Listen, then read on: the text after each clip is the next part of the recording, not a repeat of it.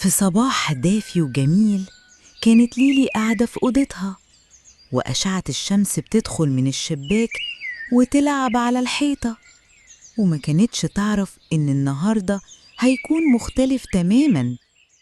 على سريرها كان في ظرف مش شبه أي ظرف، كان بيبرق بنور ناعم وكأنه مستني اللحظة اللي ليلي تمد فيها إيديها وتفتحه.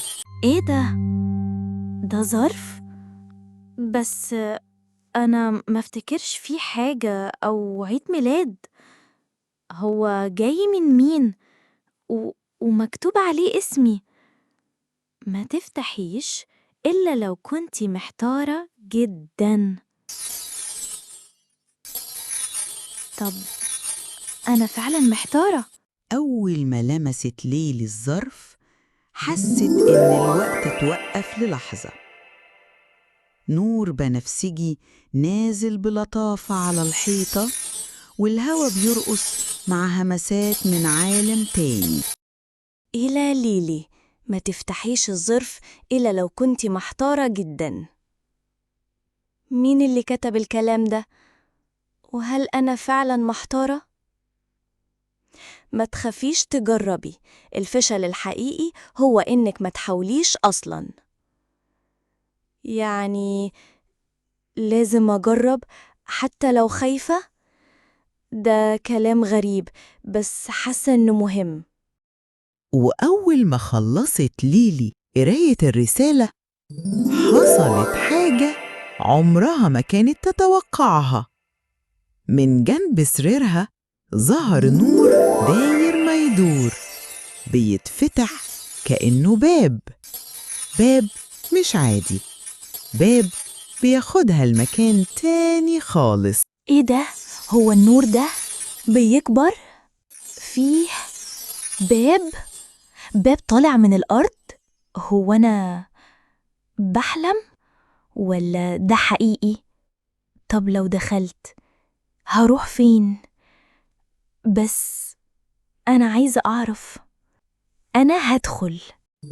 خطت خطوة واحدة واختفت جوه البوابة وبدأت الرحلة. وفجأة سكت كل شيء حوالين ليلي.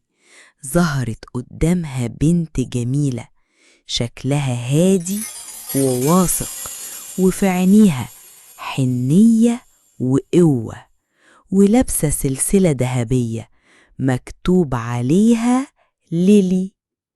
وأيوة، هي دي ليلي، بس لما تكبر. كانت ليلي الصغيرة واقفة ومش قادرة تنطق من المفاجأة، لكن البنت الكبيرة ابتسمت وقالت بصوت دافي: كنت مستنياكي.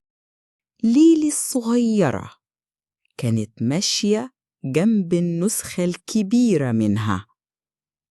قدامهم كانت البوابات بتظهر واحدة ورا التانية، كل بوابة وراها حكايات من المستقبل. وبصوت دافي قالت ليلي الكبيرة: كل بوابة هنا بتوريكي شكل حياتك لو كنتي خدتي قرار مختلف. البوابة الأولى اتفتحت وكانت وراها ليلي، لكن بشكل مختلف. كانت قاعدة لوحدها والألوان حواليها باهتة. على الترابيزة قدامها كان في حلم، لكنها ما مدتش إيدها ناحيته. وسمعنا صوت ليلي الكبيرة بتقول: كلنا بنخاف، بس المهم نختار إننا ما نستسلمش. هي دي كنت أنا؟ بجد كنت ممكن أبقى كده؟ أنا كنت خايفة أغلط أو أخسر، وخوفي خلاني ما اشتركش في المسابقة بتاعة الرسم. بس اكتشفت إن كل مرة بنجرب فيها بنقرب أكتر للنجاح. لو كنت شاركت في المسابقة كنت ممكن أكسب أوي، بس عشان ما جربتش عمري ما هعرف. الفشل مش نهاية الطريق، ده بس درس صغير بيعلمنا إزاي نكون أقوى ونكمل دايماً. والبوابة التانية اتفتحت، وكان المشهد المرة دي بين ليلي وصاحبتها. كلمة صغيرة قالتها بس كانت مش حقيقية، وفي لحظة كل حاجة بينهم اتغيرت. أنا فاكرة اليوم ده كدبت علشان مخسرهاش، بس خسرتها برضو. الحقيقة ساعات بتوجع شوية، بس الكذب بيوجع أكتر وبيبقى أثره أكبر. البوابة التالتة كانت مختلفة، ما كانش فيها ألوان ولا أحلام ضيعة، كان فيها قلب صغير اتكسر من كلمة، وكان ورا الباب ديدو قاعد لوحده وبيقول: ليه أختي ليلي عملت معايا كده؟ ليه قالت لي كده؟ ده أنا حتى بحبها قوي، أنا قلبي زعلان منها. يا ربي، ما كنتش أعرف إنه زعل كده بسببي. أنا كنت بضحك وهو كان بيعيط. الناس اللي بتحبنا قلبهم مش بيداري الزعل، والكلمة اللي نرميها بتفضل جواهم زي الحجر. أنا كنت صغيرة وقتها، بس اللي عملته ما كانش صغير. ما كنتش فاهمة قد إيه كلمة واحدة ممكن توجع قوي، بس دلوقتي أنا عمري ما نسيت اليوم ده.